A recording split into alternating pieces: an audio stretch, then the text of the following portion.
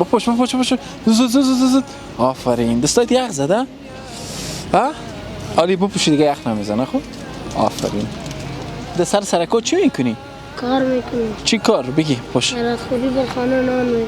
خیرات خوری خانه نان میبری؟ کس دیگه نیست کار کنه؟ نه. وای. مکتب صنف چند هستی؟ اول؟ چندم نمره هستی؟ چندم نمره هستی در مکتب؟ دوم نمره؟ اوه ماشاءالله. چشمایت پت کو؟ از 1 تا 10 انتخاب کو. 7. اوه ماشاءالله 7. بچه تستای مرا یخ هم زده.